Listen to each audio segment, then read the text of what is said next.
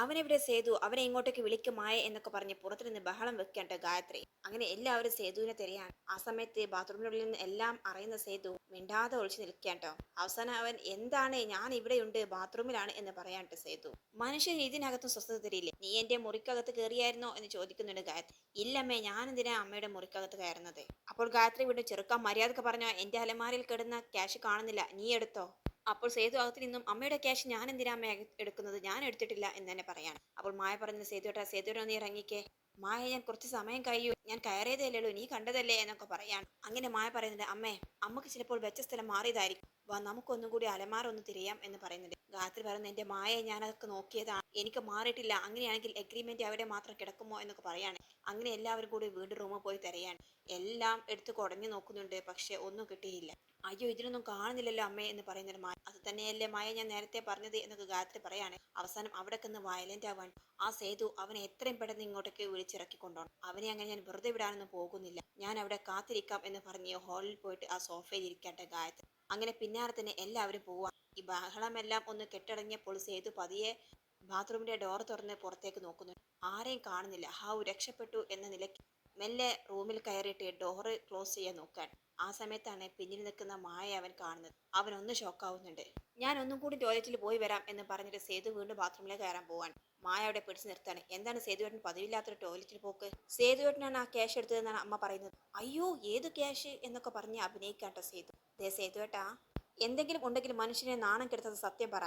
നീ ഒന്ന് മിണ്ടാതിരിക്കുമായ എന്ന് പറയണം സേതു. ദേ അമ്മയും മറ്റേ എല്ലാവരും ഹാളിൽ ഇരിപ്പുണ്ട്. സേതുവേട്ടനെ കാണാനാണ് എല്ലാവരും അവിടെ ഇരിക്കുന്നത് എന്ന് പറയണ്ടമ്മ. ഞാൻ വരാം, നീ പൊക്കോ എന്ന് പറഞ്ഞ് ബാത്റൂമിലേക്ക് കയറാൻ നിൽക്കാട്ടെ വീണ്ടും സേതു. വേണ്ട, നമുക്ക് ഒരുമിച്ച് പോകാം എന്ന് പറഞ്ഞ് കൈയോടെ പിടിച്ചുകൊണ്ട് തന്നെ മായ ഹാളിലേക്ക് പോവാണ്ട്. അവനെ കണ്ടതും ഗായത്രി, ഇങ്ങോട്ട് വാടാ, നീ സത്യം പറഞ്ഞോ, ഞാൻ അലമാരിക്കകത്ത് വെച്ച ക്യാഷ് എവിടെ പോയി? നീ തന്നെയല്ലേ അതെടുത്തത്? അപ്പോൾ സേതു, അമ്മ എന്താണമ്മ ഈ പറയുന്നത്? എന്തിനാ അലമാരിൽ കാശ് കൊണ്ടുപോയി വെക്കുന്നത്? അല്ലെങ്കിൽ തന്നെ കള്ളന്മാരുടെ ശല്യമാണ് മൊത്തത്തിൽ. ഓഹോ, അപ്പോൾ നീ ആ കാശ് എടുത്തിട്ടില്ല അല്ലേ എന്ന് ചോദിക്കേണ്ട ഗായത്രി. ഞാൻ എടുത്തിട്ടുണ്ടെങ്കിൽ ഞാൻ ഇവിടെ നിൽക്കുമോ അമ്മയെന്നൊക്കെ സേതു ചോദിക്കുകയാണ്. അങ്ങനെ ഒരു തരത്തിലും അവൻ വിട്ടുകൊടുക്കാൻ തയ്യാറല്ലോ. ആ സമയത്താണ് രമേശൻ സന്തോഷത്തോടെ കൂടി ഒരു ഫയലുമായിട്ട് ഓടി വരുന്നത്. സേതുവണ്ണ, സംഗതി സക്സസ് എന്ന് പറയാട്ടോ. എല്ലാവരും രമേശിനെ നോക്കിയാണ്. സേതു ആകട്ടെ പറയല്ലേ എന്ന രീതിയിൽ മുഖം കൊണ്ടൊക്കെ ആംഗ്യം കാണിക്കുന്നുണ്ട്. പക്ഷെ രമേശനൊന്നും മനസ്സിലാകുന്നില്ല. അവൻ ഓടി അടുത്തേക്ക് എത്തുകയാണ്. ഇനി അണ്ണന് ആ വീട് കൈവിട്ട് പോകില്ല, ദ എഗ്രിമെന്റ് എന്ന് പറഞ്ഞ് കൈ കൊടുക്കുകയാണ്. സേതു ആകട്ടെ പേടിച്ച് ചുറ്റി നോക്കുകയാണ്. ആ സമയത്ത് ഭരത് അത് കയ്യിലെടുക്കുക. എന്നിട്ടത് മറച്ചു നോക്കുന്നുണ്ട് കേട്ടോ. ഇതെന്താ രമേശേട്ടാ എന്ന് ചോദിക്കുന്നു. ഇത് വീടിന് സേതുവണ്ണൻ അഡ്വാൻസ് കൊടുത്തതിന്റെ എഗ്രിമെന്റ് ആണ്.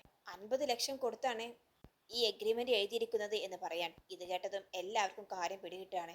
ഭരത് പറയുന്നത്, അമ്മ കേട്ടോ, ഇപ്പോൾ മനസ്സിലായില്ല ക്യാഷ് ആരാ എടുത്തത് എന്ന്? അപ്പോൾ രമേശിന് കാര്യമൊന്നും മനസ്സിലാകുന്നില്ല. എന്താ ഭരത്, ഏത് ക്യാഷാണ് സേതുവേട്ടനാണ് എടുത്തെന്ന് പറയുന്നത്? അമ്മയുടെ അലമാരക്കകത്ത് വെച്ച ആ 50 ലക്ഷം രൂപ, അതും അമ്മ അറിയാതെയാണ് സേതുവേട്ടനെ എടുത്തു കൊണ്ടുപോയി ചെയ്തിരിക്കുന്നത്. ഇത് കേട്ടുന്ന രമേശൻ ആകെ ഷോക്കാവാ. ഗായത്രിയായിട്ട് എടാ എന്ന് പറഞ്ഞ് തിരിച്ചും മറിച്ചും നന്നായിട്ട് തല്ലുന്നുണ്ട് കേട്ടോ സേതുവിനെ. എല്ലാവരും ചേർന്ന് പിടിച്ചു മാറ്റാൻ ശ്രമിക്കുന്നുണ്ടെങ്കിൽ അവരെ എല്ലാം അങ്ങോട്ട് മാറ്റിയിട്ട് വീണ്ടും ഗായത്രി നന്നായിട്ട് അടിക്കുന്നുണ്ട് കേട്ടോ. എന്ത് ചതിയാറാ നീ എന്നോട് ചെയ്തത്? നീ ഒരു കാലത്ത് നന്നാവില്ല എന്ന് വീണ്ടും നീ തെളിയിച്ചു കഴിഞ്ഞു. സ്വന്തമായിട്ട് അധ്വാനിച്ച് കുടുംബം പോറ്റിയുടെ സമയമാണ്. പണ്ട് നിന്റെ സ്വഭാവം ഇത് തന്നെയായിരുന്നു. എടാ, നീ നന്നായി എന്ന് വിചാരിച്ച എനിക്കാണ് തെറ്റ്. കുടുംബം നോക്കാതെ സ്വന്തം കാര്യം മാത്രം നോക്കുന്ന ഒരു മഹാഭാവിയായി പോയല്ലോടാ നീ. ഇനി എനിക്ക് ഒരു നിമിഷം പോലും നിന്നെ ഇറങ്ങിക്കോണം എന്റെ വീട്ടിൽ നിന്നും. നീ അഡ്വാൻസ് വാങ്ങിച്ച ആ വീടുണ്ടല്ലോ, ആ വീട്ടിൽ തന്നെ നീ പോയി താമസിക്കുക എന്നൊക്കെ പറഞ്ഞ് തള്ളി കോളർ പിടിച്ച് ഇറക്കാണ്ട് ഗായത്രി അവിടെ നിന്ന്. അമ്മേ എന്നൊക്കെ പറഞ്ഞ് പിന്നാലെ എല്ലാവരും തടയാൻ നോക്കുന്നുണ്ടെങ്കിലും ഗായത്രി അതൊന്നും മൈൻഡ് ആക്കുന്നില്ല. അവസാനം മായ പറയുന്നുണ്ട്, എന്ത് ചതിയാണ് സേതുവേട്ടൻ കാണിച്ചത്, അതും സ്വന്തം കുടുംബത്തിൽ തന്നെ. അത് കേട്ടതും ഗായത്രി, അയ്യോ അതൊന്നും വേണ്ട മായേ, നിന്റെ നാടകമൊന്നും ഇവിടെ വേണ്ട. നീ അറിയാതെ ഒരിക്കലും സേതു ആ വീടിന് പൈസ കൊടുക്കത്തില്ല. അമ്മ, ഞാൻ ഈ കാര്യം അറിഞ്ഞിട്ടില്ല എന്ന് തന്നെ മായ പറയാണ്. പക്ഷെ ഞാൻ വിശ്വസിക്കില്ല, നീയും കൂടി ആഗ്രഹിച്ച വീടല്ലേ എന്നൊക്കെ പറയാട്ടോ ഗായത്രി. അമ്മക്കെന്താ എന്നെ വിശ്വാസമില്ലേ എന്ന് ചോദിക്കാം. അപ്പോൾ ബാമ പറയുന്നുണ്ട്, അമ്മയ്ക്ക് മാത്രമല്ല ഈ വീട്ടിൽ ആർക്കും മായച്ചയെ വിശ്വാസമില്ല. എല്ലാം കൂടി കേട്ടപ്പോൾ മായ ആകെ തകർന്നു പോവാൻ. അരുന്ധതി പറയുന്നുണ്ട്, എന്നാലും മായച്ചി ഇങ്ങനെ ചതി ചെയ്യുമെന്ന് ഞങ്ങൾ വിചാരിച്ചില്ല. ഞാനത് ചെയ്തിട്ടില്ല എന്ന് പല പ്രാവശ്യം സ്ഥാപിക്കാൻ ശ്രമിക്കുന്നുണ്ടെങ്കിൽ ആരും വിശ്വസിക്കുന്നില്ല. അങ്ങനെ അവസാനം അവർ ആ വീട്ടിൽ നിന്നും പടിയിറങ്ങാൻ ട്ടോ. അങ്ങനെ മുറ്റത്ത് നിന്ന് പറയുന്നുണ്ട്, സേതുവേട്ടൻ വല്ലാത്ത ചതിയായി പോയി ചെയ്തത്. ഇപ്പോൾ ഉള്ള കിടപ്പാടം ഇല്ലാതായി, ഇനി നടക്ക് തെരുവിലേക്ക് എന്നൊക്കെ പറയാട്ടോ മായ. അപ്പോഴേക്കും അവരുടെ ബാഗ് പിന്നിൽ നിന്ന് വലിച്ചെറിയാണ്ട മുറ്റത്തേക്ക്. അങ്ങനെ ഇനി എവിടെ പോകും എന്നൊക്കെ പറയാൻ സേതു പറയുന്നുണ്ട്, ഞാൻ ചെയ്തത് ഇത്ര വലിയ തെറ്റായിട്ട് എനിക്ക് തോന്നുന്നില്ല. രമേശൻ പറയുന്നുണ്ട്, എന്നാലും സേതുവേട്ട, അമ്മ അറിയാതെയാണ് ആ ക്യാഷ് എടുത്ത് എനിക്ക് തന്നതെന്ന് ഞാൻ അറിഞ്ഞില്ലല്ലോ, ഇല്ലെങ്കിൽ ഒരിക്കലും ഇങ്ങനെ സംഭവിക്കില്ലായിരുന്നു എന്നൊക്കെ പറയാൻ. അതിന് രമേശെ, ഈ വസ്തുവിന്റെ ഇടപാടിന്റെ അഡ്വാൻസിലെ കിട്ടിയത്, ബാക്കി തുക കിട്ടുമ്പോൾ അമ്മയുടെ കാര്യങ്ങളെല്ലാം പറഞ്ഞ് തിരിച്ചു കൊടുക്കാമെന്ന് ഞാൻ കരുതിയതാണ്. പക്ഷെ കാര്യങ്ങൾ ഇങ്ങനെയാകുമെന്ന് ഞാൻ ഒരിക്കലും പ്രതീക്ഷിച്ചിരുന്നില്ല എന്നൊക്കെ പറയാണ്. എന്താ നമുക്ക് വല്യച്ഛന്റെ വീട്ടിൽ പോകാം എന്ന് പറയാണ്. പക്ഷെ മായ പറയുന്നത് ഇല്ല, ഞാൻ അവിടേക്കില്ല. അങ്ങനെ അവസാനം രമേശിനെ പറയുന്നുണ്ട്, എങ്കിൽ എൻ്റെ വീട്ടിലേക്ക് വരൂ. കൊച്ചു വീടാണെങ്കിലും സൗകര്യങ്ങളും കുറവാണ്, എന്നാലും അവിടെ സ്ഥലമുണ്ട് എന്ന് പറയാൻ. അങ്ങനെ സേതുവും മായും അവസാനം രമേശിന്റെ വീട്ടിലേക്ക് പോകാൻ തീരുമാനിക്കുകയാണ്. അതേസമയം അകത്ത് ഗായത്രി, എന്നാലും സേതു ഈ ചതി ചെയ്യുമെന്ന് ഞാൻ ഒരിക്കലും പ്രതീക്ഷിച്ചില്ല. ഈശ്വര, നാളെ ആ മുരുകനും പാർട്ടിയും വരുമ്പോൾ ഞാൻ എന്ത് പറയും, എവിടെ നിന്ന് പണം എടുത്തു കൊടുക്കും എന്നൊക്കെ പറയാണ്. അപ്പോൾ ഭാമയും ഭരത്തും ഒക്കെ മായയെ തന്നെ കുറ്റപ്പെടുത്തി സംസാരിക്കാണ്ടോ. മായേച്ചി അറിയാതെ സേതുവേട്ടൻ ഒരിക്കലും ഇങ്ങനെ ചെയ്യും. ഒരു സമയത്ത് മായേച്ചി ഏറെ ആഗ്രഹിച്ച വീടാണ്, അതുകൊണ്ട് രണ്ടുപേരും കൂടി പ്ലാൻ ചെയ്ത് തന്നെ ചെയ്തതാണ് എന്നൊക്കെ പറയാണ്. ആ സമയത്ത് ഭാനു എതിർക്കുന്നുണ്ട്. മായേച്ചി ഒരു തെറ്റും ചെയ്തിട്ടില്ല, മായേച്ചി നിരപരാധി എന്നാണ് എനിക്ക് തോന്നുന്നത് എന്ന് പറയാണ്. അപ്പോൾ അരുന്ധതിയും അവരെ സപ്പോർട്ട് ചെയ്തതിനെ പറയാണ്ടോ. അതെ, ഭാനു പറഞ്ഞതുപോലെ മായേച്ചിയെ എനിക്കും തോന്നുന്നില്ല അങ്ങനെ ചെയ്യുമെന്ന്. മായേച്ചി പറഞ്ഞ് നമുക്ക് വിശ്വസിക്കാം എന്നൊക്കെ പറയാം. അപ്പോഴേക്ക് ഭാവൻ പറയും, എന്താണ് നിനക്കിത്ര വലിയത്? സ്വന്തം കാര്യം നേടാൻ വേണ്ടിയിട്ട് ആരും എന്തും ചെയ്യുമെന്ന് ഇപ്പോൾ മനസ്സിലായില്ലേ? അല്ലെങ്കിൽ ഇത്രേ പേരുണ്ടായിട്ട് സ്വന്തം ഇഷ്ടം മാത്രം നോക്കി പോയല്ലോ എന്നൊക്കെ പറഞ്ഞ് അവളങ്ങനെ കിടന്ന് സംസാരിച്ചുകൊണ്ടിരിക്കുകയാണ്. അപ്പോൾ ഗായത്രി പറയും, നീ നിർത്ത് ഭാമേ, ഇവിടെ ഇപ്പോൾ അതൊന്നുമല്ലല്ലോ പ്രശ്നം. നാളെ അവർ വരുമ്പോൾ എവിടെ നിന്ന് ക്യാഷ് ഉണ്ടാക്കി കൊടുക്കും, നമ്മൾ എന്ത് ചെയ്യും എന്നാണ് എന്നൊക്കെ പറയാം. അതിനെക്കുറിച്ച് ആലോചിക്കുക എന്ന് പറയുന്നുണ്ട്. അരുന്ധതി പറയുന്നത്, അമ്മേ നമുക്ക് ഭാവനേച്ചി വിളിച്ച് പറഞ്ഞാൽ. വേണ്ട, അവൾ ഇനി ഈ കാര്യം പറഞ്ഞ് ഈ രാത്രി ഇവിടെ കയറി വരും, അല്ലെങ്കിൽ തന്നെ അവൾക്ക് റെസ്റ്റുമില്ല എന്ന പരാതിയാണ് ജയനിർമ്മലയ്ക്ക്. ഈ രാത്രി അവരെങ്കിലും ഒന്ന് സമാധാനത്തോടുകൂടി ഉറങ്ങട്ടെ. എങ്കിൽ സൂര്യേട്ടനെ മാത്രം അറിയിച്ചാലോ എന്ന് ഭരത് ചോദിക്കുന്നു. സൂര്യേട്ടനിലെ അവരോട് നാളെ വരാൻ പറഞ്ഞത്. ആ സമയത്ത് അവർ നാളെ ഇവിടെ വരുമ്പോൾ ഈ കാര്യം അറിയുന്നതിനേക്കാൾ നല്ലതല്ലേ നേരത്തെ തന്നെ സൂര്യേട്ടൻ അറിയുന്നത് എന്ന് പറയുന്നുണ്ട്. പക്ഷെ അപ്പോഴും ഗായത്രി പറയുന്നുണ്ട്, വേണ്ട, അറിയിക്കേണ്ട എന്ന്. ശേഷം കാണിക്കുന്നത് രമേശിന്റെ വീട്ടിലേക്ക് മായും സേതുവും കയറാട്ടോ. അങ്ങനെ ഒരൊറ്റ റൂമേ ആ വീടിനുണ്ടായിരുന്നുള്ളൂ. അതിൽ നിന്ന് രമേശ് അവന്റെ സാധനങ്ങളെല്ലാം പൊറുക്കിയെടുക്കുകയാണ്. ഇതാണ് അണ്ണ എൻ്റെ വീട്ടിലെ സൗകര്യം, നിങ്ങൾക്ക് രണ്ടുപേർക്കും ഇവിടെ കിടക്കാം എന്ന് പറഞ്ഞ് ഒരു കട്ടിലിൽ പായ നിവർത്തി കൊടുക്കുകയാണ്. എന്നിട്ട് അതിന് മീതെ ബെഡ്ഷീറ്റും ഇട്ട് കൊടുക്കുകയാണ് കേട്ടോ. ഞാൻ വെളിയിൽ കിടന്നോളാം എന്ന് പറഞ്ഞ് സാധനങ്ങൾ എടുത്ത് പുറത്തേക്ക് ഇറങ്ങാണ്. എന്തായാലും നിങ്ങൾ ഇപ്പോൾ വിഷമിക്കാതിരിക്കും, നാളെ എല്ലാം കലങ്ങി തെളിയും. ഈ രാത്രി നിങ്ങൾ എന്തായാലും ഇവിടെ കിടക്ക് എന്ന് പറയുന്നുണ്ട്. മായ പറയുന്നുണ്ട്, എന്നാലും സേതുവേട്ട, നിങ്ങൾ കാരണം ഞാനൊരു കുറ്റക്കാരിയാണ്. എന്നെ എല്ലാവരും അവിശ്വസിച്ചു. എനിക്കിതൊരിക്കലും സഹിക്കാൻ കഴിയില്ല. എൻ്റെ മായ, ഞാൻ അത്ര വലിയ തെറ്റൊന്നും ചെയ്തില്ല. സ്വന്തം അച്ഛൻ്റെ അമ്മയുടെ ബാഗിൽ നിന്ന് മക്കൾക്ക് പൈസ എടുക്കില്ല, അത്രേ ഇതിനെ ഞാൻ കണ്ടിട്ടുള്ളൂ. എനിക്ക് ഞാൻ ചെയ്തത് അത്ര വലിയ തെറ്റായി തോന്നിയിട്ടില്ല എന്നൊക്കെ സേതു പറയാട്ടോ. ശേഷം കാണിക്കുക അടുത്ത ദിവസം രാവിലെയാണ്. ഗായത്രിയുടെ വീട്ടിലെ എല്ലാ പ്രശ്നങ്ങളും അറിഞ്ഞ് ജാനകി അവിടെ എത്തുകയാണ് കേട്ടോ. ജാനകി ചോദിക്കുന്നു, എന്തൊക്കെയാണ് ഗായത്രി ഇവിടെ നടക്കുന്നത്? വസ്തു നല്ല രീതിയിൽ വിറ്റ് കിട്ടിയതിന് സന്തോഷത്തിലായിരുന്നല്ലോ എല്ലാവരും.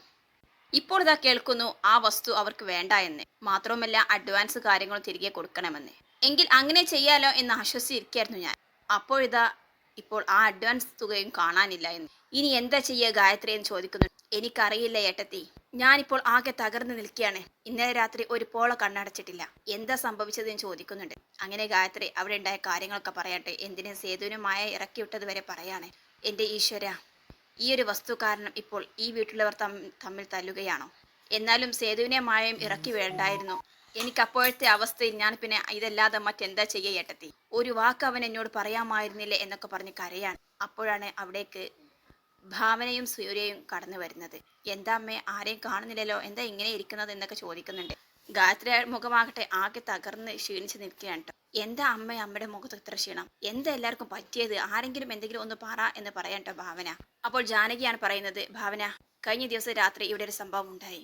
ഇങ്ങനെ പറഞ്ഞിട്ട് സേതുവിന് എടുത്ത കാര്യങ്ങളും പണം കാണാമില്ലാതിരുന്ന കാര്യങ്ങളൊക്കെ പറയാൻ കേട്ടോ.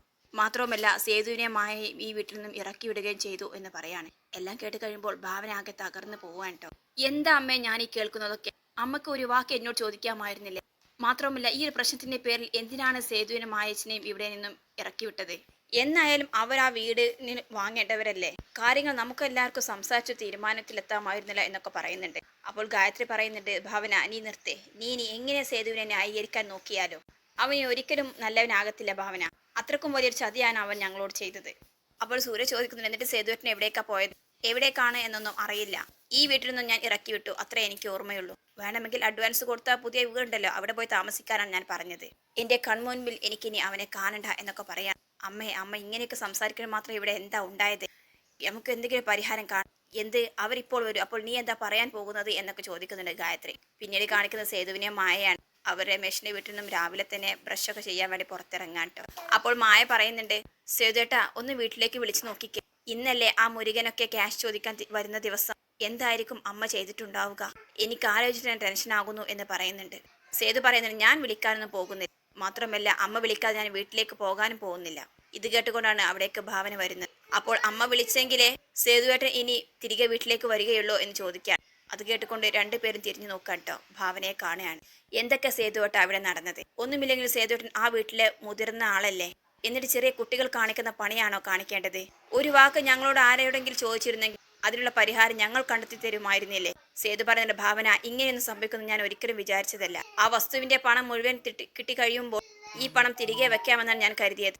ഇതിപ്പോൾ കാര്യങ്ങൾ ഇങ്ങനെയൊന്നും ആവുന്നത് ഞാൻ ഒരിക്കലും ആലോചിച്ചില്ലല്ലോ എന്ന് പറയാണ്.